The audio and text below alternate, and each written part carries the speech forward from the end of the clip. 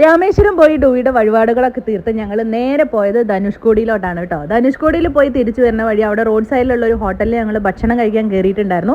ഇതാണ് നമ്മുടെ ഹോട്ടലിലെ ഓണർ. ഇത് അവിടെയുള്ള ഒരു ചേച്ചിയാണ്, ഇത് അവിടെയുള്ള ഒരു അമ്മാമയാണ്, ഇത് അവിടെയുള്ള വേറൊരു സെറ്റപ്പ്. എങ്ങനെയാന്ന് വെച്ചാൽ അവിടെയുള്ള മീനുകളിൽ ഏതെങ്കിലും ഒന്ന് നമ്മൾ ചൂസ് ചെയ്ത് നമുക്കത് വേണമെന്ന് പറഞ്ഞാൽ അവർ നമുക്കത് ഫ്രൈ ചെയ്ത് തരും. നമുക്ക് വേണ്ട മീനിന് ഓർഡർ കൊടുത്തതിന് ശേഷം ഡൂയിയുടെ കുറുക്ക് ഉണ്ടാക്കാനായിട്ട് അവരുടെ അടുക്കളയിലോട്ട് ഞങ്ങൾ പോയി. ഏട്ടായി ഇരുന്ന് കുറുക്കലായിരുന്നു. ഏട്ടായി ഇരുന്ന് കുറുക്കി നിന്ന് കുറുക്കി. ഫൈനലി ഡൂയിയുടെ കുറുക്കൊക്കെ സെറ്റപ്പ് ചെയ്തതിന് ശേഷം ഏട്ടായി ടേബിളിൽ കൊണ്ടുവന്ന് വെച്ചു. അപ്പോഴാണ് ഡൂയി കുറച്ച് ഹാപ്പി ആയത് കേട്ടോ. ഭയങ്കര ചൂടായത് കാരണം ആക്ച്വലി ഞാൻ ഭയങ്കര ഫ്രസ്ട്രേറ്റഡ് ആയിരുന്നു. അങ്ങനെ ഡൂയിയുടെ കുറുക്ക് കൊടുക്കലൊക്കെ കഴിഞ്ഞതിന് ശേഷം ഞാൻ ഏട്ടായും കൂടെ വേഗം കഴിക്കാനായിട്ടിരുന്നു. മരുഭൂമിയിൽ മഴ പെയ്യുമ്പോൾ കിട്ടുന്ന ഒരു സുഖം എന്നൊക്കെ പറഞ്ഞു കേട്ടിട്ടേ ഉള്ളൂ. ഈ പയ്യനെ ചോറുമായിട്ട് കണ്ടപ്പോൾ നമുക്ക് തോന്നിയത് ആ ഒരു ഫീലാണ് കേട്ടോ.